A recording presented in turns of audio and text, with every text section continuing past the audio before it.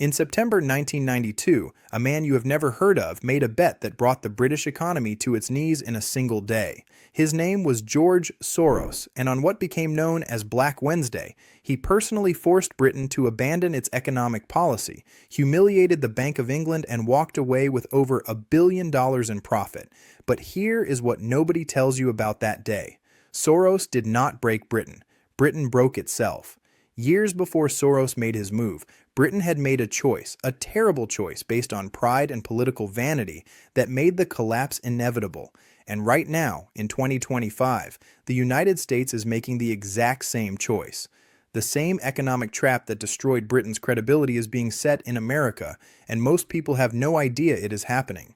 If you want to understand where America is headed, you need to hit that subscribe button right now, because what I am about to show you will change the way you see every economic decision coming out of Washington. Let me take you back to 1990. Britain was facing a problem. Inflation was running hot, unemployment was rising, and the economy was stumbling. The Conservative government, led by Margaret Thatcher and later John Major, needed a solution that would calm markets and restore confidence. They found their answer in something called the Exchange Rate Mechanism, or ERM. The ERM was part of Europe's plan to eventually create a single currency. Countries that joined agreed to keep their exchange rates within a narrow band relative to the German Deutsche Mark. If your currency got too strong or too weak, your central bank had to intervene by buying or selling currency to keep it in the target range. On paper, this sounded brilliant. By tying the pound to the rock-solid Deutsche Mark, Britain would import Germany's low inflation and economic stability. It was like a shortcut to credibility. Instead of doing the hard work of controlling inflation through tough domestic policies, Britain could just piggyback on Germany's reputation. There was just one problem. Britain's economy was nothing like Germany's economy. Germany had strong manufacturing, high productivity, and a culture of fiscal discipline. Britain had declining industries, lower productivity, and a government that loved to spend. Forcing these two different economies to share the same exchange rate was like forcing a sports car and a minivan to drive at the same speed. One of them was going to break down. But British politicians did not care about the economics. They cared about the politics. Joining the ERM made Britain look serious, stable, and European. It was a signal to the world that Britain was a modern, responsible nation.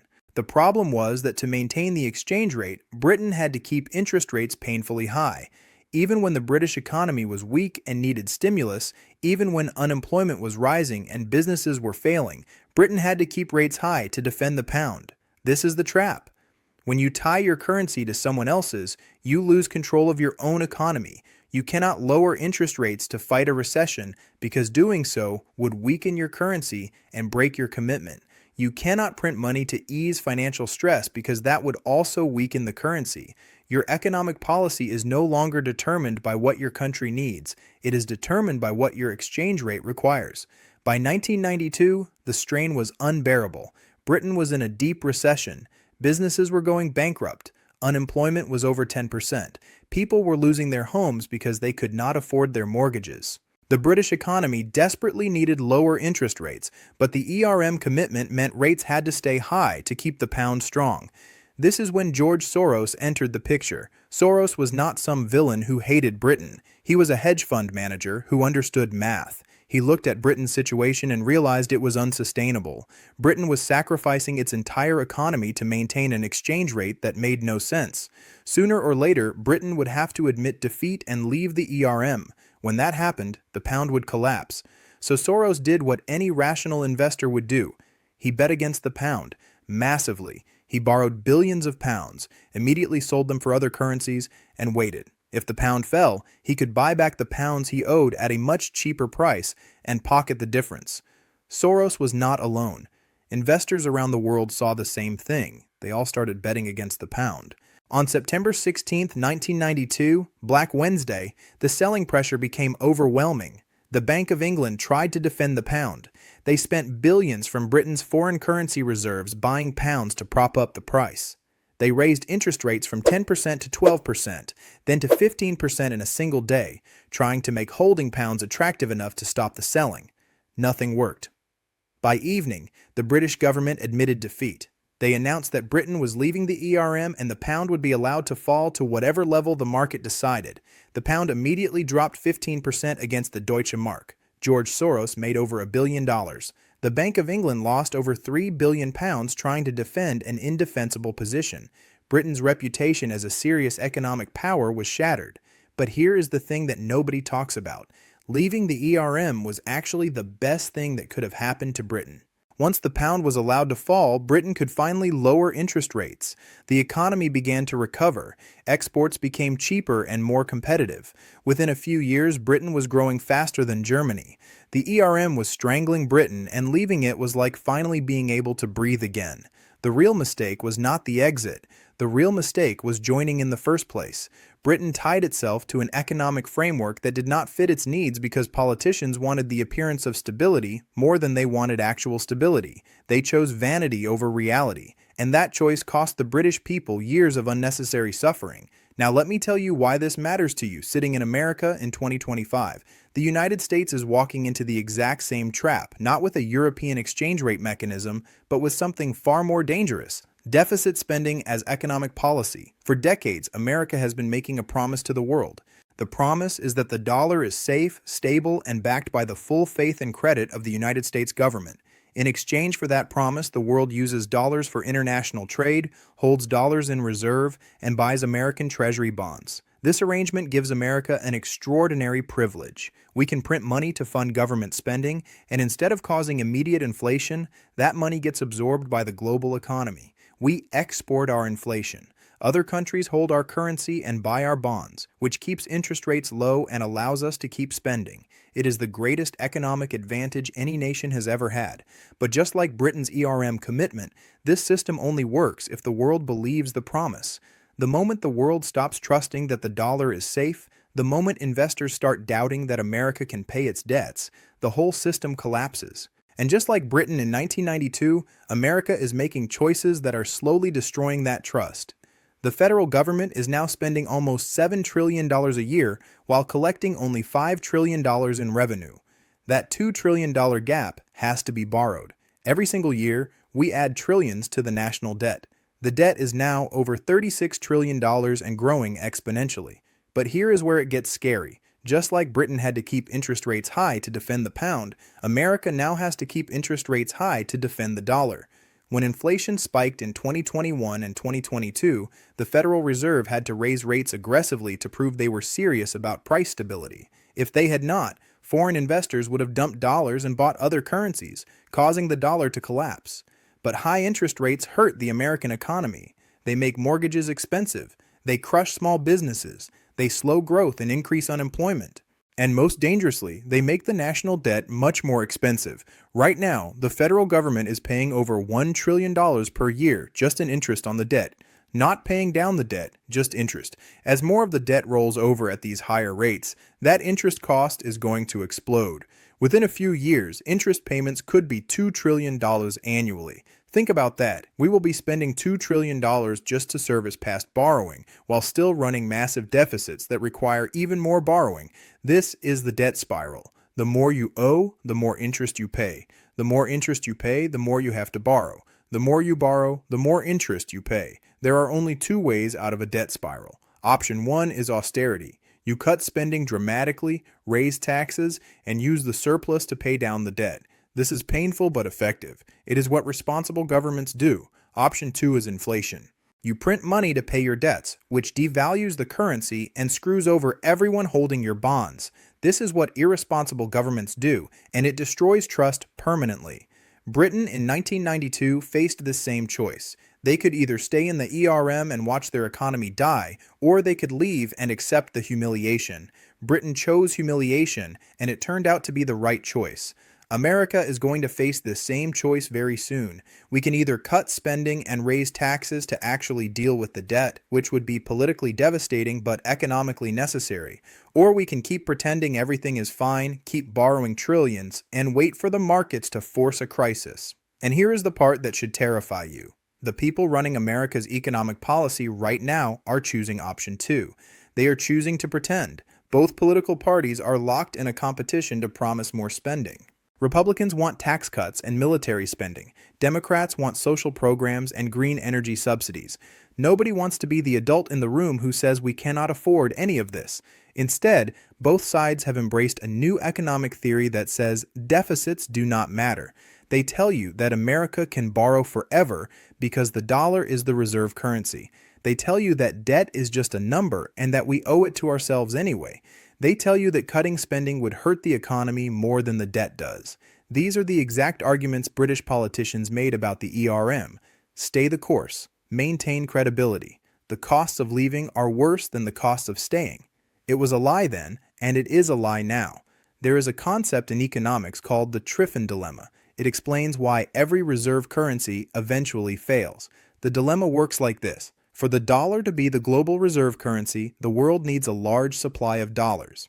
The only way to supply the world with dollars is for America to run trade deficits, sending more dollars out than we take in. But if America runs trade deficits year after year, we accumulate debt and our economy weakens. Eventually, the world notices that we are weakening and starts to lose confidence in the dollar. The very thing that made the dollar dominant, the fact that we supply the world with dollars, is the thing that will eventually destroy it. Britain faced the exact same dilemma with the pound in the early 20th century. The pound was the reserve currency, which required Britain to supply the world with pounds, but doing so weakened Britain's economy. When the world lost confidence, the pound collapsed. America is now in the final stages of the same cycle. We have been running trade deficits for 50 years. We have been supplying the world with dollars by borrowing and spending. And now the world is starting to notice that the math does not work anymore. China is reducing its holdings of U.S. Treasury bonds.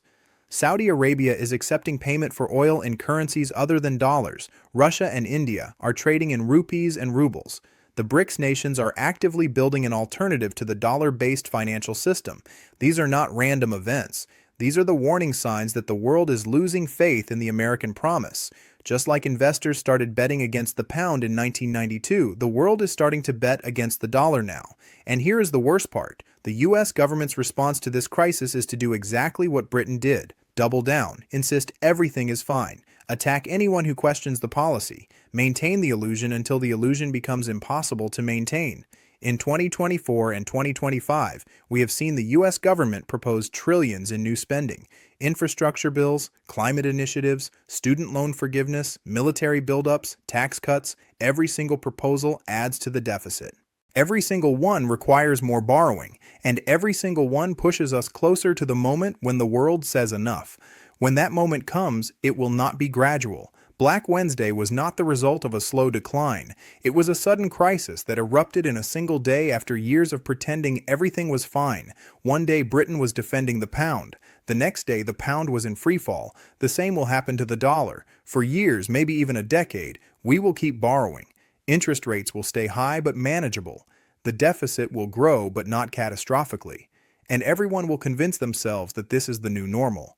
Then something will break. Maybe it will be a failed treasury auction where there are not enough buyers for U.S. bonds. Maybe it will be a geopolitical crisis where a major country dumps its dollar holdings. Maybe it will be a recession that forces the government to choose between printing money and defaulting on the debt. Whatever the trigger, the result will be the same. In a matter of days, maybe even hours, the world will lose confidence in the dollar. Foreign investors will panic and sell their treasury bonds. The Federal Reserve will have to choose between letting interest rates spike to 20% or printing trillions to buy the bonds themselves. If they let rates spike, the economy will collapse. If they print money, inflation will explode. Either way, ordinary Americans will be devastated. Your savings will lose value.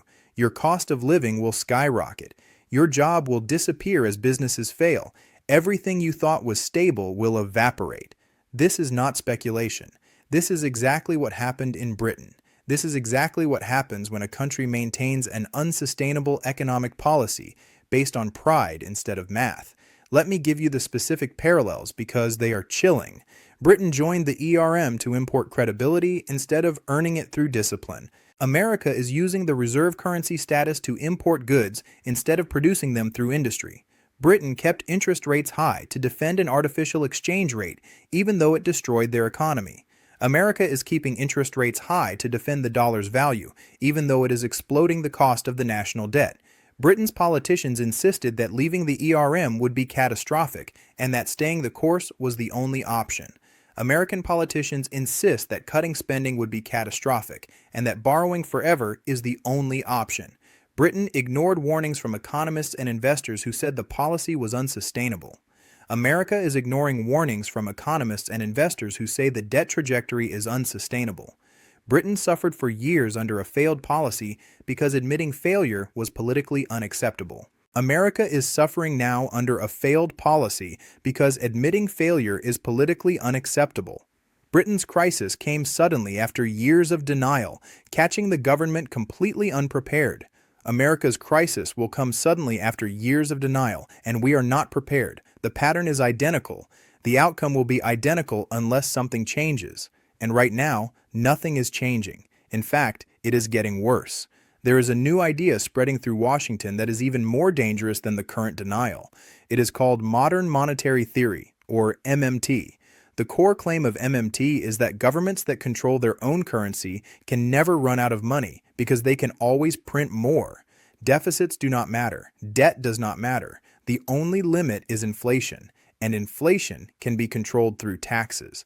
This theory is being used to justify unlimited spending. Why not have universal health care? Just print the money. Why not forgive all student debt? Just print the money. Why not build high-speed rail across the country? Just print the money. It sounds wonderful until you realize that printing money is not magic. It is a hidden tax. Every dollar the government prints dilutes the value of every dollar you own. Inflation is not some abstract economic concept. It is the government stealing your purchasing power to fund its spending. Britain tried a version of this in the 1970s. They printed money to fund spending, and inflation hit 25%. Workers needed wheelbarrows of cash just to buy groceries. The economy collapsed. The government had to go begging to the International Monetary Fund for a bailout. It was a national humiliation. America is flirting with the same disaster. We printed trillions during COVID, and inflation spiked to levels not seen in 40 years. Wages could not keep up. People's savings were destroyed. The cost of housing, food, and energy became unaffordable for millions. And the response from Washington was to print even more. The Fed expanded its balance sheet to nearly $9 trillion. The government sent out stimulus checks. They are still proposing new spending programs funded by borrowed money.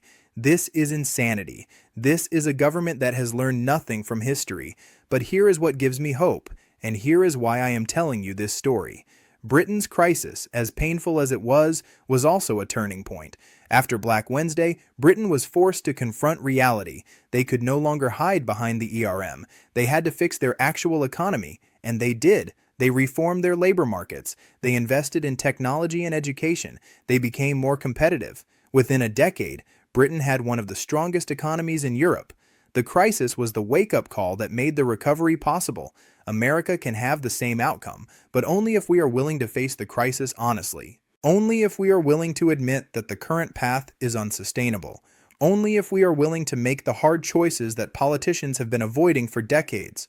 What are those hard choices? First, we have to stop lying about the deficit. Every spending program has to be paid for with real revenue, not borrowed money. If we want infrastructure, we raise taxes to pay for it. If we want military expansion, we cut other spending to fund it. No more magical thinking. Second, we have to reform entitlement programs. Social Security and Medicare are going bankrupt. Everyone knows it. But nobody wants to touch them because it is political suicide. We have to raise the retirement age. We have to means test benefits. We have to make the programs sustainable before they collapse and take the entire budget with them. Third, we have to rebuild American industry. We cannot keep importing everything and paying for it with borrowed money. We need to produce goods that the world wants to buy. That means investing in education, infrastructure, and technology. It means making it easier to build factories and start businesses in America. Fourth, we have to accept that America's role in the world is changing. We cannot afford to police the entire planet. We cannot afford 750 military bases in 80 countries. We need to make strategic choices about where we engage and where we step back. None of this is easy. All of it is politically difficult. But the alternative is a crisis that makes Black Wednesday look like a minor inconvenience. The alternative is watching the dollar collapse, inflation explode, and the American standard of living disappear within a generation. Britain had 11 days in 1992 when everything fell apart. They were lucky. They had a way out. They could leave the ERM and recover. America's crisis will be worse because there is no easy exit. We cannot just leave the reserve currency system. We are the reserve currency system. When the dollar falls, there is no backup plan. There is no safety net. There is just chaos. And the people who will suffer most are not the politicians who caused this. They will be fine. They have wealth and connections and golden parachutes. The people who will suffer are ordinary Americans, the ones who believed the promises, the ones who saved in dollars and invested in treasury bonds, the ones who trusted that the system would protect them. Those people will lose everything, just like ordinary British citizens lost everything when the pound collapsed. I am making this video because I do not want that to happen. I do not want to see America repeat Britain's mistakes. I do not want to watch the greatest economy in human history destroy itself through pride and denial. But I am also making this video because I am not sure we can avoid it. The political incentives are all wrong. Politicians get rewarded for promising more spending, not less. Voters get angry at anyone who suggests sacrifice. The media calls fiscal responsibility extreme and cruel. We have created a system where telling the truth about the debt is political suicide, so nobody tells the truth. Instead, we get comforting lies. Do not worry about the debt. Do not worry about the deficit. Modern economies do not work like household budgets. We can afford anything we want. These lies are going to cost us everything. Britain believed similar lies right up until Black Wednesday.